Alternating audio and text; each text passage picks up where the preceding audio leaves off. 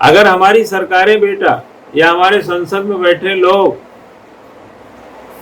अच्छे गवर्नेंस को अवसर नहीं देते, उस स्टैंडर्ड पर अपनी प्रैक्टिस को नहीं बनाए रखते हैं, तो उनकी प्रतिष्ठा और उन पर से भरोसा घटता है, उनकी प्रतिष्ठा गिरेगी, उनसे भरोसा खत्म होगा। सबका साथ, सबका विश्वास, सबका साथ, सबका विकास और सबका विश्वास कैसे होगा? ये लाइन की पूरी जो जमीनी हकीकत है कैसे जमीन को करेगी? सबको रोटी, सबको कपड़ा, सबको मकान, सबको दुकान, सबको शिक्षा, सबको चिकित्सा, सबको समावेशी विकास, सबको समावेशी ढांचे में बांधना, सबको सुरक्षा, सबको उत्थान विकास का अवसर और सभी के लिए सशक्त होने का रास्ता खोजने से सबका विश्वास मिलेगा। तो ये स्लोगन ठीक है, सबका साथ, सबका विकास, सबका विश्वास, तो ये सब नहीं होगा तो हो सकता है सबका साथ, सबका विकास और सबका विश्वास खतरे में हो। अगर पूंजीपति बढ़ते जाएंगे, गरीब होते जाएंगे लोग, कम पैसे वालों का पैसा कम होता जाएगा, मटर पनीर खाने उनके लिए ऐसे लगेगा कि जैसे बैंक से लोन ले लेते हैं तो मटर पनीर मिलेगा। कार के लिए, बंगले के लिए, जमीन के लिए, बिजनेस के लिए लोन तो समझ में आता है, ऐसी स्थिति आ जाए कि मटर पनीर खाने के लिए आपको ईएमआई पे लोन लेना पड़ रहा है, तो विश्वास नहीं मिलेगा। आप अपनी फीस दे पाए, चिकित्सालय में, मैक्स हॉस्पिटल में कोई रिश्तेदार, नातेदार कोई ऐसी दुखड़ा आ जाए, 1-2 लाख रुपया खर्च करके घर आ जाए इलाज करा के, सरकार की ओर से या तो ऐसी चिकित्सा की महत्वपूर्ण विशिष्टता विकसित हो जाए, यानी कि सब कुछ जो एक आसान जीवन के लिए जरूरी है जब तक जनता को नहीं मिलेगा, ये स्लोगन तो ठीक रहेगा बट विश्वास नहीं रहेगा। अब विश्वास नहीं होने की स्थिति में क्या होगा? भरोसा घटा है। भरोसा घटा ही इसीलिए क्योंकि खराब शासन है, तो खराब शासन की स्थिति में भरोसा भी घटता है और प्रतिष्ठा भी घटती है। हम लोग, मैक्स वेबर ने बच्चा 3 प्रकार की सत्ता बताया है। एक बताया है जो वांछानुगत होती है, जैसे अकबर का बेटा शासक होगा, अब इसमें कोई डाउट नहीं है, ठीक है। जहांगीर था ना, मतलब वो पैदा होते ही राजा था, बस उसका राज्याभिषेक कब होगा ये तय अकबर को करना था, ठीक है। और दूसरा होता है करिश्मेटिक सत्ता। करिश्मेटिक सत्ता वो सत्ता होती है जिसमें पद नहीं होता बट प्रभाव बहुत बड़ा होता है। इसके एग्जाम्पल अगर सटीक दिए जाएं तो महात्मा गांधी। महात्मा गांधी, जब गांधी इरविन समझौता हुआ, जिसको आप दिल्ली पैक्ट भी बोलते हैं ना, तो इरविन कौन था? वो तो लाट साहब था, वायसराय था ना। गांधी क्या थे? क्या थे गांधी? ना कोई वंशानुगत उनके पास सत्ता आई थी कि भारत के रियासत के राजा थे वो,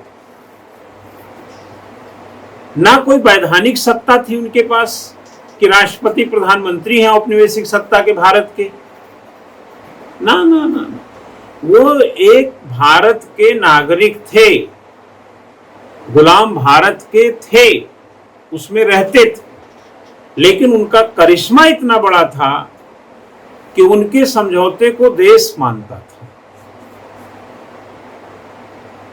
क्या समझे?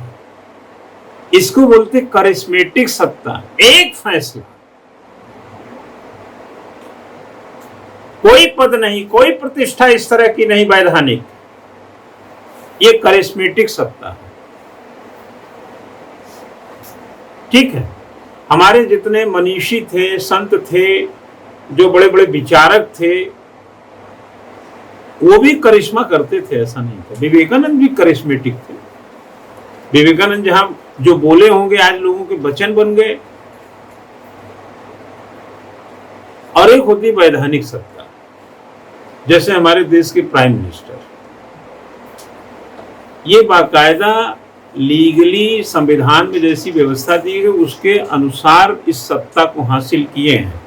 इसलिए जब इंग्लैंड में जाते हैं, अमेरिका जाते हैं, जलवायु परिवर्तन के सम्मेलन में जाते हैं, संयुक्त राष्ट्र संघ में बोलते हैं, तो हम भारत के प्रधानमंत्री के तौर पे देखते हैं। लेकिन जब गोलमेज सम्मेलन में गांधी जी गए थे तो हम गांधी जी को किस रूप में देखते हैं? करिश्मेटिक व्यक्ति के तौर। और जहांगीर को वांछानुगत सत्ता के रूप में देखते हैं।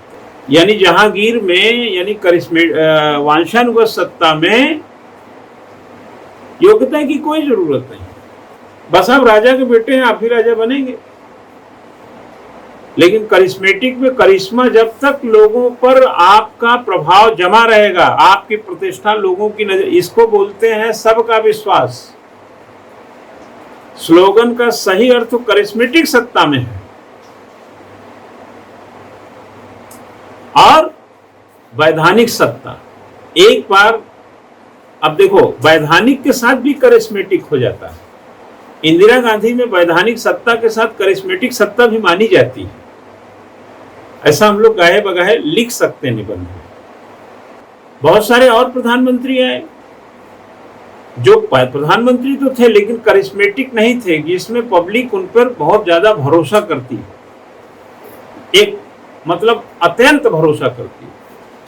प्रधानमंत्री मोदी का भी कमोबेश यही स्थिति है कि वैधानिक सत्ता के साथ साथ वो करिश्मेटिक सत्ता के भी बन गए हैं। इसीलिए एक भाषण में जाते हैं तो बोट का पूरा रुख बदल देते हैं। एक भाषण बोट का पूरा रुख बदल देता है।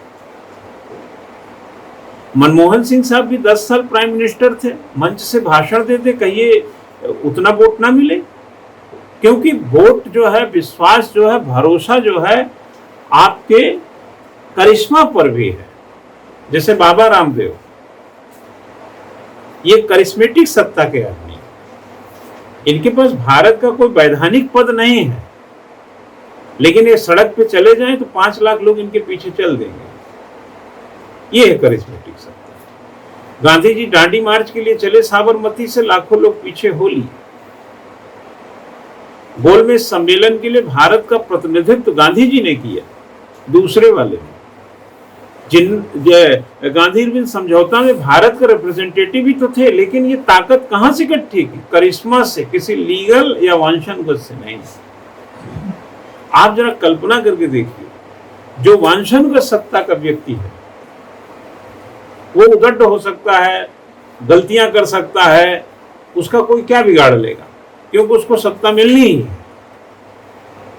इसीलिए अशोक की सत्ता में भी हम लोग देखो, अशोक भी उसी परंपरा से आया था। चंद्रगुप्त मौर्य, फिर आए बिंदुसार, फिर बिंदुसार से अशोक। लेकिन अशोक ने जो अपने कृत्यों से जनता के सुख में अपना सुख खोजता था,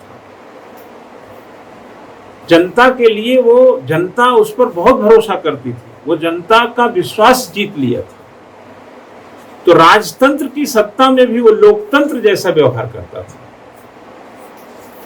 इसलिए वो महान शासक था। और भी कारण थे, बट एक कारण महत्वपूर्ण ये भी, अकबर की जो नीति थी वह भी कहीं ना कहीं लोगों को लुभाती थी। वो भी महान अकबर, महान शासक बने। लेकिन यही औरंगजेब को देख लीजिए, इसके आगे पीछे के लोगों को देख लीजिए, तो आपको ये चीजें नहीं मिलेंगी।